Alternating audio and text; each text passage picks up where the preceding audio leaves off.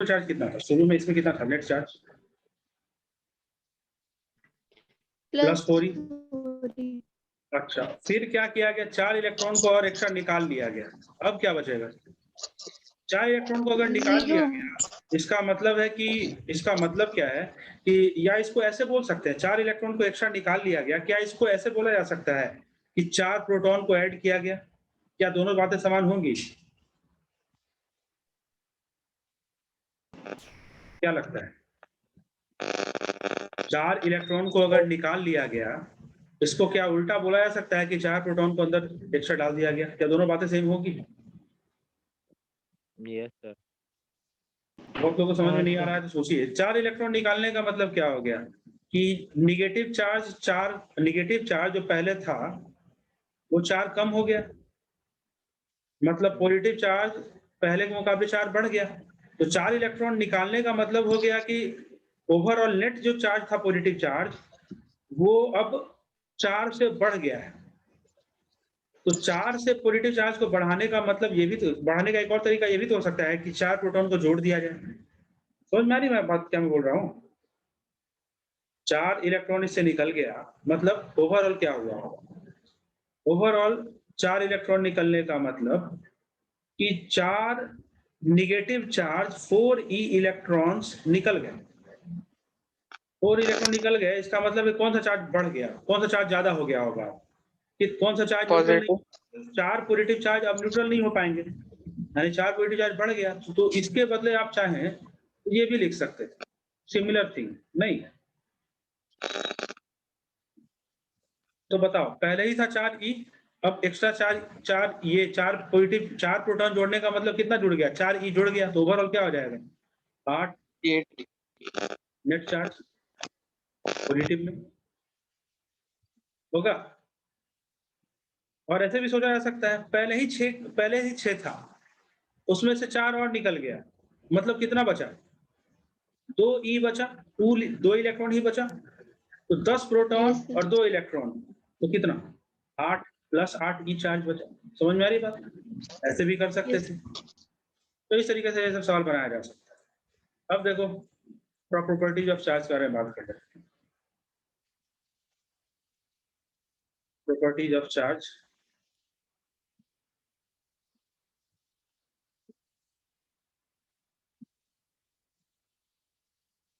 सबसे पहली प्रॉपर्टी तो है कि चार्ज कैन बी एडेड और subtracted using simple rule of algebra.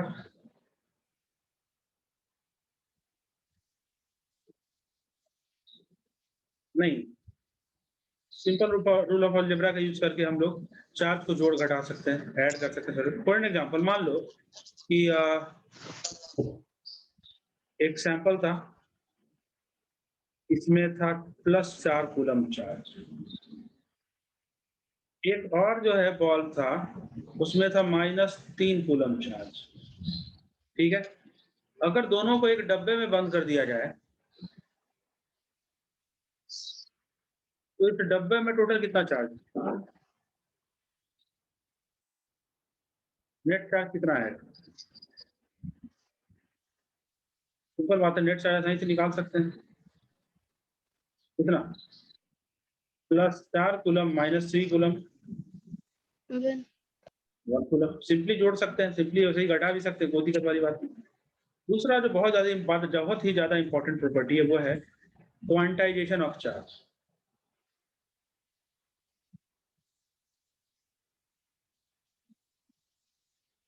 Quantization of charge ये क्या है सुन, अभी तुरंत देखें ना कि स्मॉलेस्ट पॉसिबल चार्ज कितना possible, smallest possible charge electron पर ही था ना, इलेक्ट्रॉन से छोटा चार्ज। हाँ, थोड़ा बहुत पढ़ाया जाता है क्वार्क्स के बारे में, लेकिन क्वार्क जो होते हैं वो हमेशा पेयर में एग्जिस्ट करते हैं और कुल मिलाकर के +e या -e ही होता है। इसलिए स्मॉलेस्ट जो पॉसिबल चार्ज है ना, विच एग्जिस्ट, जो कि एग्जिस्ट करता है, विच एग्जिस्ट एग्जिस्ट एलोन, मतलब अकेले जो एग्जिस्ट कर सकता है वो है E प्लस E या फिर माइनस E। समझ में आ रही बात? स्मॉलेस्ट पॉसिबल चार्ज इतना ही है।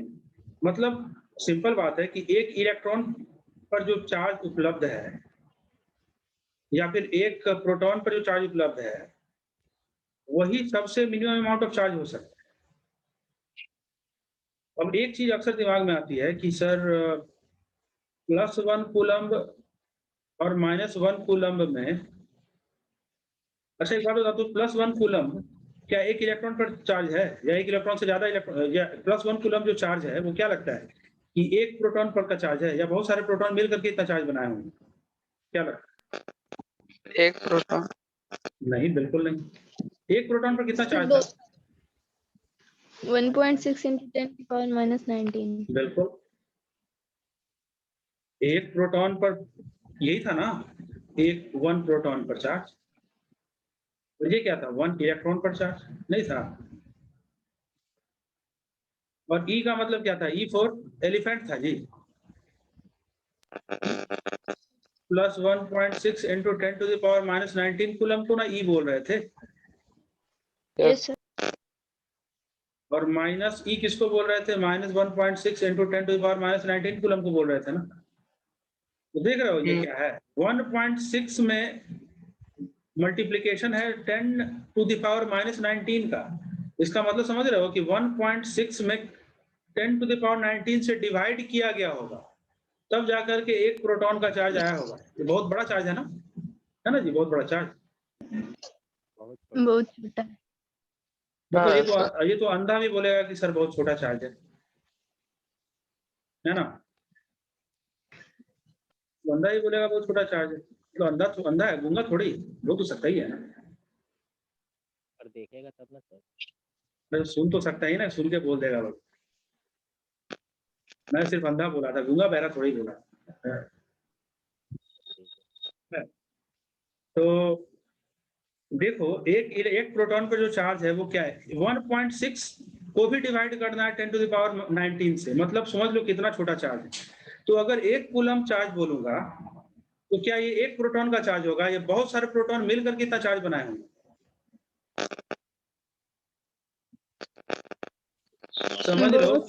समझ लो कि ये एक प्रोटॉन पर इतना है।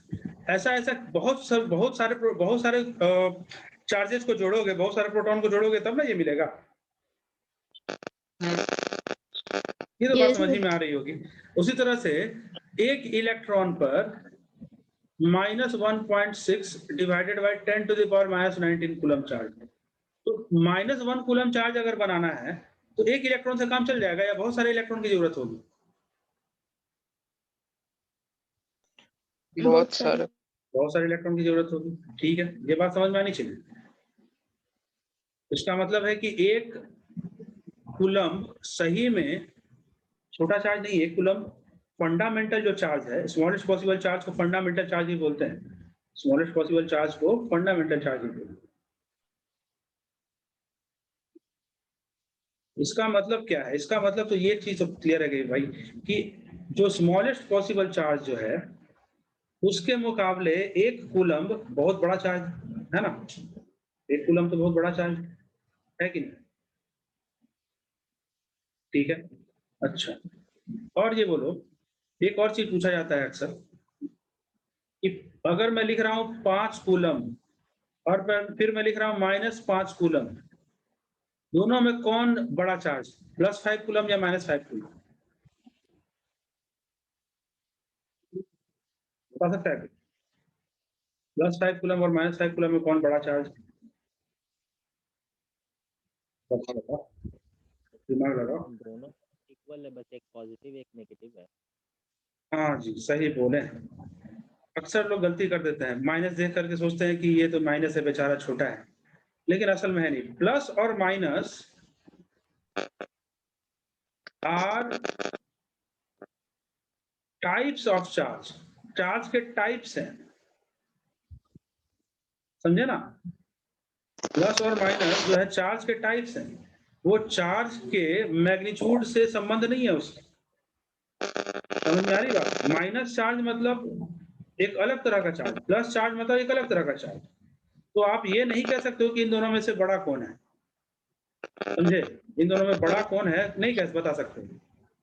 मैग्नीट्यूड वाइज मतलब अगर सिर्फ नंबर की बात करें तो दोनों बराबर है, और टाइप की बात करें तो दोनों जस्ट एक दूसरे के अपोजिट नेचर वाले हैं। समझे कुछ? इस बात का ध्यान रखना। तो पूछेगा कि +5 कूलम और -5 कूलम में कौन बड़ा है, तो बोला कि ये नहीं बता नहीं सकते भाई, दोनों तो बराबर ही, दोनों तो एक ही टाइप, दोनों बराबर है नंबर वाइज देखा जाए तो।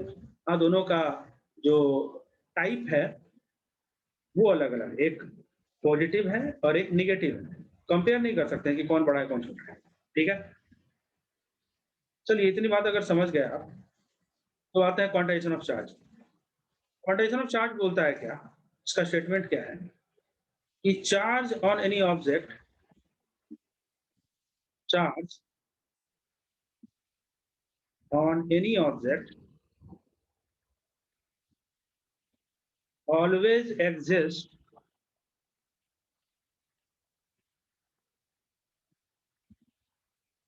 in the terms of, always exists in integral multiple of smallest possible charge।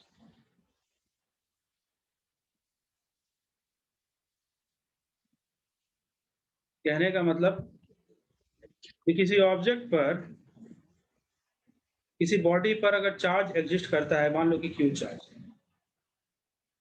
किसी बॉडी पर एग्जिस्ट कर रहा है, तो ये क्यू चार्ज जो होगा वो या तो एक इलेक्ट्रॉन के एक्स्ट्रा होने की वजह से हो सकता है, या एक इलेक्ट्रॉन के निकलने की वजह से हो सकता है, या कुछ भी अगर बोला जाए, कुछ भी। तो यही सोचो ना, मान लो कि एक इलेक्ट्रॉन अगर निकला होता, मान लो एक इलेक्ट्रॉन निकला होता, न्यूट्रल बॉडी है, एक इलेक्ट्रॉन निकल गया, तो कितना पॉजिटिव चार्ज आता, बताओ तो? न्यूट्रल बॉडी है, एक इलेक्ट्रॉन निकल गया, तो कितना पॉजिटिव चार्ज आएगा? प्लस ई आएगा, ऑब्जेक्ट पर नेट पॉजिटिव चार्ज होगा या नहीं? अगर न्यूट्रल बॉडी है और एक इलेक्ट्रॉन निकल गया, मतलब एक प्रोटॉन बेचारा न्यूट्रल नहीं हो पाएगा, एक प्रोटॉन को बैलेंस करने वाला इलेक्ट्रॉन तो निकल गया, मतलब नेट चार्ज जो बच गया उसी प्रोटॉन का चार्ज बच गया, मतलब +1 ई बच गया। तो अगर एक इलेक्ट्रॉन निकल गया है तो नेट चार्ज ऑब्जेक्ट पर कितना रह जाएगा? +1 ई। अगर 2 इलेक्ट्रॉन निकल जाते तो कितना चार्ज बचता? +2 ही होता। अगर अगर मान लो कि 5 इलेक्ट्रॉन निकल जाते तो कितना कितना चार्ज हो जाता? नेट न्यूट्रल बॉडी पर कितना चार्ज नेट आ जाता 5 इलेक्ट्रॉन निकल जाने पर? +5 ही। अच्छा, कभी ऐसा संभव है क्या कि 5.5 इलेक्ट्रॉन निकले हों? No sir. 5.5 मैंने तो नहीं सुना है भाई कि मतलब ऐसा होगा कि एक इलेक्ट्रॉन का गर्दन बाहर है और पैर अंदर है, ऐसा थोड़ी होता है। नहीं। अच्छा, उसके अलावा फिर से यही बात पूछूं कि इसका मतलब क्या है कि हमेशा 1 ई 2 ई 5 ई 4 ई 1 लाख ई 10 लाख ई इस तरह का पॉजिटिव चार्ज देखने के लिए मिलेगा? या फिर अगर मैं फिर से बोलूं कि मान लो 4 इलेक्ट्रॉन न्यूट्रल बॉडी थी और 4 इलेक्ट्रॉन इंटर कर गए, 4 इलेक्ट्रॉन इंटर कर गए, तो न्यूट्रल बॉडी में 4 इलेक्ट्रॉन अगर इंटर कर गए तो कितने इलेक्ट्रॉन, कितना नेगेटिव चार्ज एक्स्ट्रा हो गया? तो 4 नेगेटिव चार्ज यानी -4 ई चार्ज नेट हो जाएगा।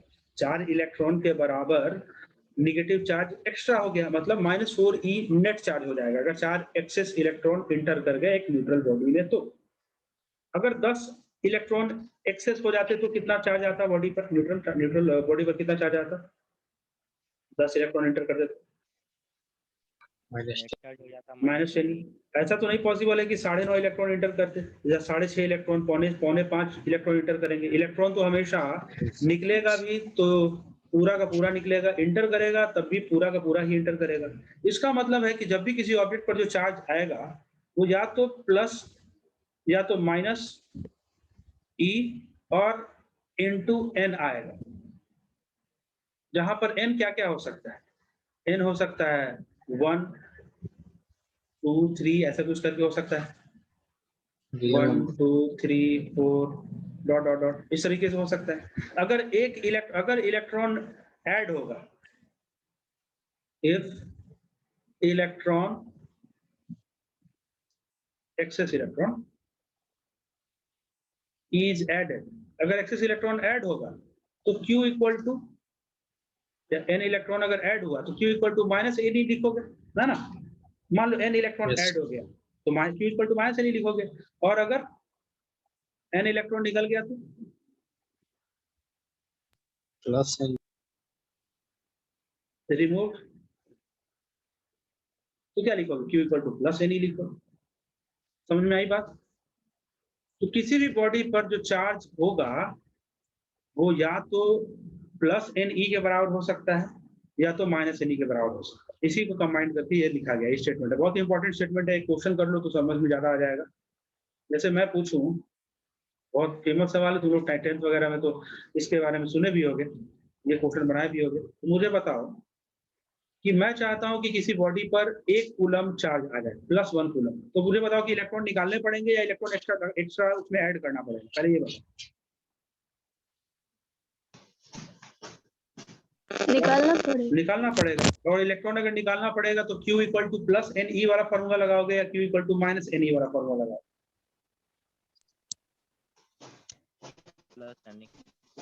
प्लस एन ई वाला फॉर्मूला लगाएंगे। तो अब मुझे बताओ कि 1 कूलम के लिए how many electrons will be removed, how many electrons will be removed, निकाल सकते हो? Removed from neutral body, neutral body से कितने इलेक्ट्रॉन्स को निकालने पड़ेंगे? बनाओ, थोड़ा बना करके दिखाओ।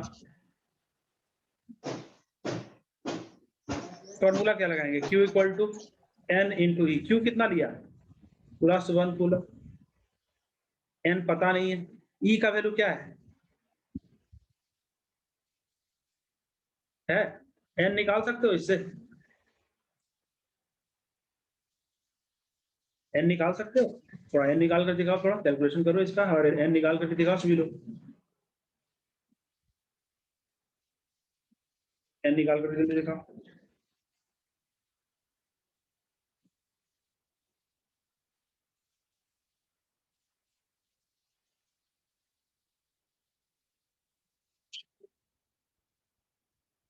n निकाल कर जल्दी दिखाओ। 5 इसको ऐसे लिखा जाएगा 6.25 इंटू 10 टू द पावर 18। कितने इलेक्ट्रॉन्स को हटाना पड़ेगा 1 कूलम के लिए? और अगर -1 कूलम अगर लाना होगा तो इतने ही इलेक्ट्रॉन को ऐड करना पड़ेगा? नहीं, बात समझ में आ रही है सबको? नहीं, ठीक है। yes sir अब ऐसे बनाओ इस सवाल को, एक सवाल ये करके दिखाओ थोड़ा। जैसे इस बार मैं सवाल पूछ रहा हूं, मुझे चाहिए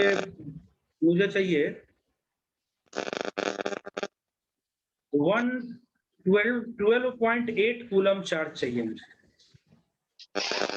नेगेटिव 12.8 कूलम चार्ज। तो सबसे पहले तो ये बताओ कि न्यूट्रल बॉडी में इलेक्ट्रॉन्स ऐड करने पड़ेंगे या इलेक्ट्रॉन निकालना पड़ेगा? ऐड करने पड़ेंगे। ऐड करने पड़ेंगे। तो मुझे कितने इलेक्ट्रॉन्स मिल करके इतना चार्ज बनाएंगे? How many electrons will make this much charge? How many electrons will make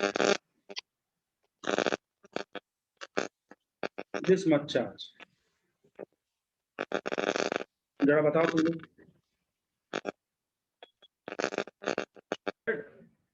कि एक चॉकलेट का दाम 50 या 20 रुपए है तो 10 चॉकलेट का दाम कितना होगा? ये तो सही सवाल हो गया ना। मतलब एक -1 कूलम अगर चार्ज था तो उससे बनाने के लिए कितने इलेक्ट्रॉन चाहिए थे? 6.25 into 10 to the power 18 electrons को ऐड करना पड़ा था, है ना? तो -12.8 के लिए, कूलम के लिए कितना इलेक्ट्रॉन को ऐड करना पड़ेगा बताओ? 6.25 into 10 to the power 18 into 12.8 होगा या नहीं होगा? ये बताओ। सर होगा। ऐसे बना लिया इसको, ठीक है? कोई दिक्कत? Yes sir. चलो अब एक सवाल ये करके दिखाओ, देखता हूँ ये किससे बनता है। सवाल कुछ है ऐसा कि एक ऑब्जेक्ट पर चार्ज है, और कितना चार्ज है, सवाल पूछा जा रहा है क्या कि does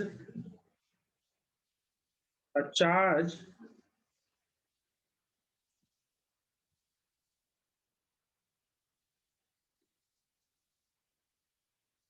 charge Q equals to 1.6 into 10 to the power, या ऐसा करते हैं 12.8 into 10 to the power minus 21 coulomb, 21 minus 18 coulomb exist। क्या इतना चार्ज एग्जिस्ट करता है? क्या सही है कि किसी ऑब्जेक्ट पर इतना चार्ज पॉसिबल है? आपको बताना है कि does this much charge exist, क्या ये चार्ज एग्जिस्ट करता है या नहीं, ये बताना है। कैसे पता लगाओ, बताओ कैसे पता लगाओ कि ये चार्ज एग्जिस्ट करता है कि नहीं करता?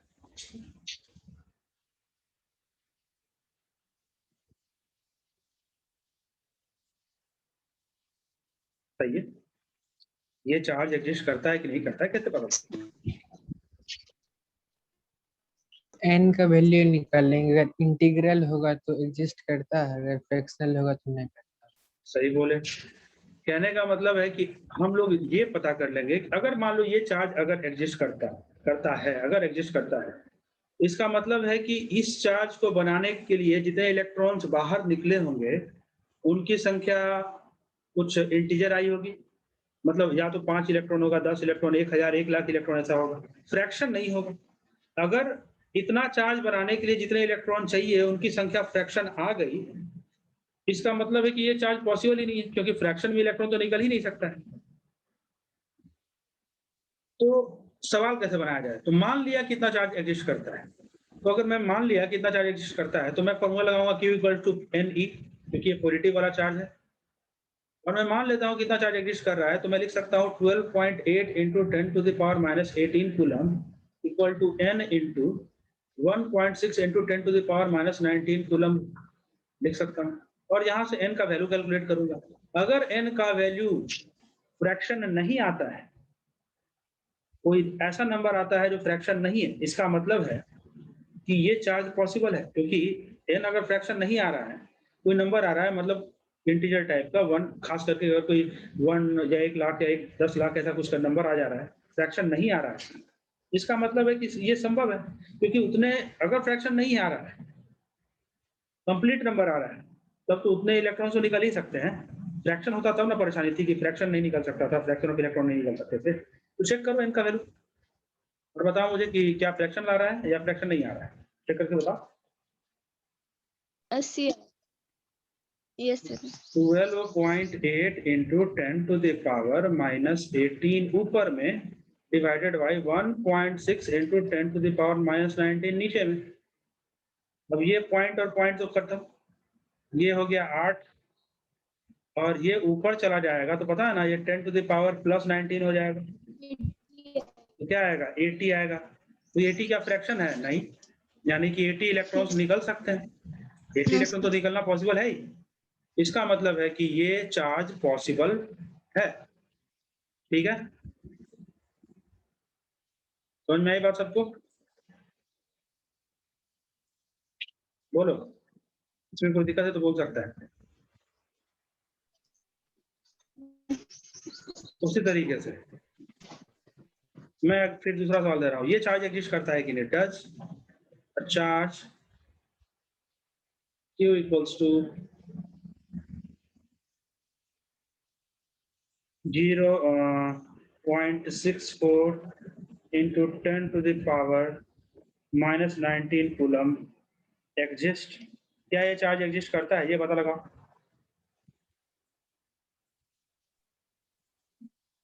पता लगा कि ये चार्ज एग्जिस्ट करता है कि नहीं, पता लगा कर बताओ, फिर से वही हम लोग चेक करेंगे। मान लिया कि एग्जिस्ट करता है तो क्या लिखेंगे 0.64 into 10 to the power minus 19 equal to n into 10 to 1.6 into 10 to the power minus 19। यहाँ से n निकालो तो मुझे लगता है कि n निकालने पर 0.4 जैसा कुछ आने वाला है। Yes sir. n equal to आएगा 0.64 into 10 to the power minus 19 upon 1.6 into 10 to the power minus 19। ये खत्म। इससे इसको मल्टीप्लाई करोगे तो 0.4 आएगा तो n इक्वल टू आ रहा है 0.4 जो कि यानी कि 4/10 फ्रैक्शन है। तो ये एग्जिस्ट नहीं करेगा क्योंकि 0.4 इलेक्ट्रॉन निकलने का कोई मतलब होता है क्या? 0.4 इलेक्ट्रॉन निकल सकते हैं? पॉसिबल है क्या 0.4 इलेक्ट्रॉन का निकलना? नहीं।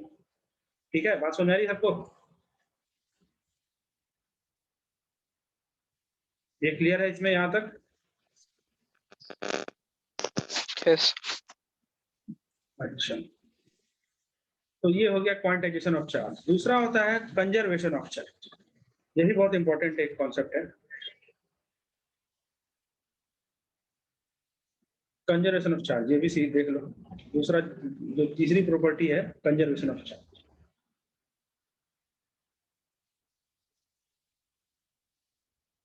अब ये कॉन्सेप्ट क्या बोलता है कंजर्वेशन ऑफ चार्ज का, ये थोड़ा देख लेते हैं।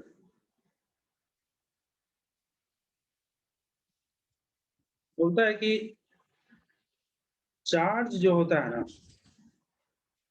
कैन नाइदर बी क्रिएटेड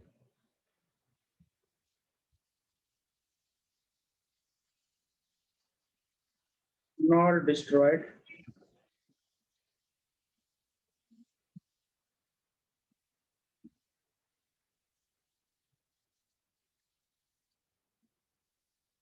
कहने का मतलब है कि in an isolated system, isolated का मतलब ये होता है कि ना बाहर से अंदर कुछ चार्ज आ सकता है ना अंदर से बाहर कोई चार्ज जा सकता है। तो ये जो प्रॉपर्टी है कंजर्वेशन ऑफ चार्ज की, ये प्रॉपर्टी बोलती है कि चार्ज को ना तो बनाया जा सकता है ना तो चार्ज को खत्म किया जा सकता है। इसका मतलब है कि in an isolated system total charge is always conserve, always conserve. Total charge जो होगा वो हमेशा कंजर्व होता है, इसमें कोई भी अंतर नहीं आएगा। इसको इस एग्जांपल से समझ लो। क्या एग्जांपल है? मान लिया दो स्फीयर है, ठीक है, एक ये स्फीयर लिया और एक किसी तरह का एक और स्फीयर। सर हाँ बोलो। सर अभी जो क्वेश्चन कराया तो ऊपर दिखा दीजिए, रिमूव हो गई थी क्लास। देखो यही तो कैलकुलेशन किया था, फ्रैक्शन में है। 10 की पावर 17 है। हाँ, ओके सर।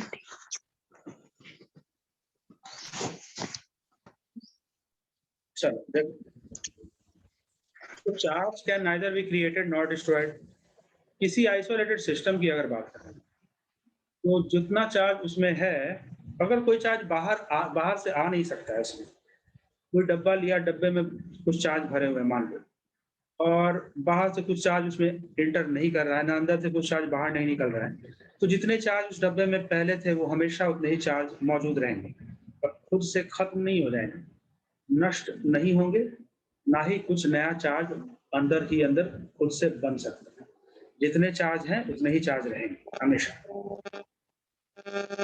यही कॉन्सेप्ट बोलता है कंजर्वेशन ऑफ चार्ज। इसको इस एग्जांपल से समझ लो। मान लो कि ये दो स्फीयर है, ठीक है, और एक स्फीयर पर है मान लो कि +8 कूलम चार्ज। कितना? +8 कूलम, ठीक है, और दूसरे पर है -2 कूलम चार्ज, ठीक है।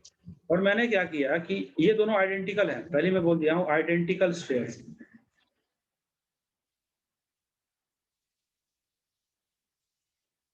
अगर ये दोनों आइडेंटिकल स्फीयर हैं तो इन दोनों को मैं बंद कर दिया एक बॉक्स में।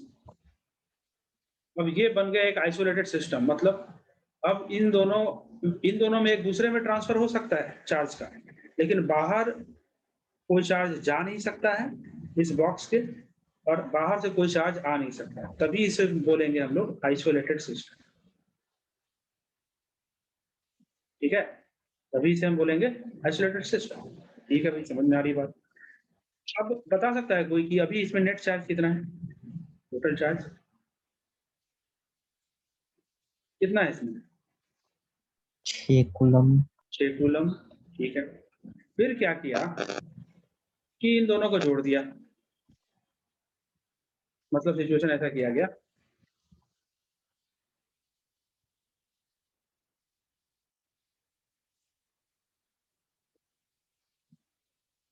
कि इसमें वही दोनों स्फीयर थे और क्या किया गया है, दोनों को जोड़ दिया है, कनेक्ट कर दिया है एक कनेक्टिंग वायर से। तो वायर से कनेक्ट करने पर जानते हो क्या होगा? चार्ज का फ्लो होगा। पता है कब तक चार्ज का फ्लो होगा?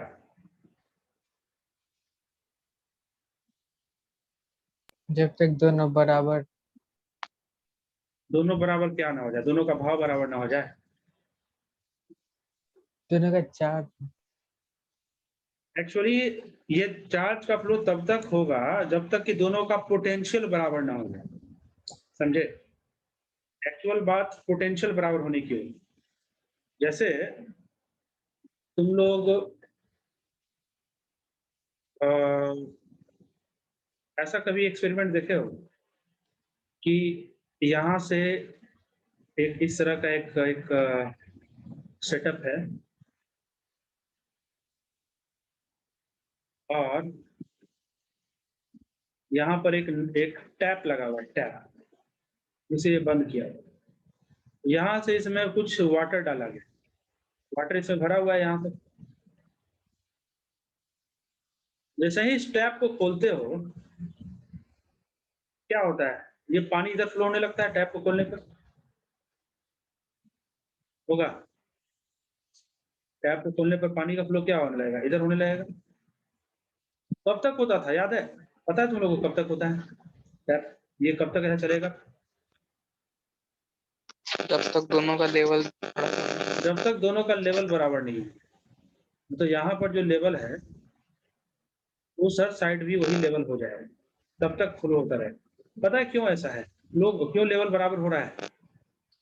लेवल बराबर होने के पीछे वजह है कि जो बॉटम पर प्रेशर जो होना चाहिए ना, वो बॉटम पर प्रेशर जो होना चाहिए वो दोनों तरफ से देखने पर सेम होना चाहिए। तो यहाँ पर प्रेशर सेम होने के लिए दोनों पर तरफ वाटर का लेवल सेम होना हो रहा है। यहाँ पर दोनों पर चार्ज सेम होने के लिए चार्ज का फ्लो नहीं होता है। चार्ज के केस में चार्ज का फ्लो तब तक होगा जब तक कि दोनों का पोटेंशियल सेम नहीं होगा। आगे पढ़ेंगे डिटेल में इसके बारे में। जब तक दोनों का पोटेंशियल सेम नहीं हो जाए तब तक चार्ज का फ्लो होगा। अब चूंकि मैंने यहाँ पर दोनों स्फीयर्स को आइडेंटिकल ले लिया है पहले ही से, तो इसमें आपकी बात सही हो सकती है और सही है भी कि चार्ज का फ्लो तब तक होगा जब तक कि दोनों पर बराबर बराबर चार्ज ना हो जाए। हमेशा ऐसा नहीं होगा।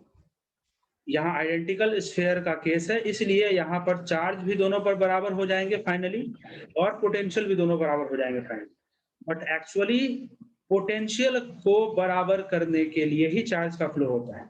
चार्ज को बराबर करने के लिए चार्ज का फ्लो नहीं होता, क्योंकि यहाँ आइडेंटिकल स्फीयर है, इसीलिए फाइनली पोटेंशियल भी बराबर होगा और चार्ज भी बराबर होगा। तो चलिए हम कह सकते हैं कि फाइनली दोनों पर पोटेंशियल बराबर हो गया है, मतलब दोनों पर चार्ज बराबर बराबर बटे होंगे। कितना चार्ज आया होगा दोनों पर, बता सकता है कोई? प्लस 3 कूलम कह सकते हैं? नहीं, तो अभी भी टोटल चार्ज कितना है? 1 कूलम भी है। तो इसका मतलब है कि अगर सिस्टम का एक हिस्सा सिस्टम के दूसरे हिस्से के साथ चार्ज को क्या कह सकते हैं कि मतलब एक्सचेंज कर सकता है, लेकिन सिस्टम पर ओवरऑल जो चार्ज है, टोटल चार्ज, वो हमेशा कंजर्व, हमेशा उतना ही होगा जितना पहले था, जब तक कि बाहर से कोई चार्ज उसमें ऐड नहीं किया गया है या अंदर से कोई चार्ज बाहर नहीं गया है, तब तक। क्लियर है ये चीज? इसी को बोलते हैं चार्ज का कंजर्वेशन लॉ। क्लियर है? कोई दिक्कत इसमें? इसमें कोई दिक्कत किन्हीं को? कोई दिक्कत है क्या इसमें किन्हीं को? बोलिए। No sir. चलिए, तो था कंजर्वेशन लॉ। देख लो एक बार इसको भी तुम लोग अच्छे से, क्या क्या हमें बताया अभी।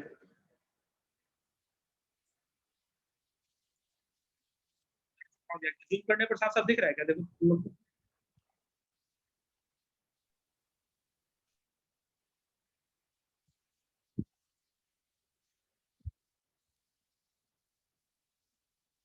देख लो एक बार अच्छे से, क्या क्या हमें बताया।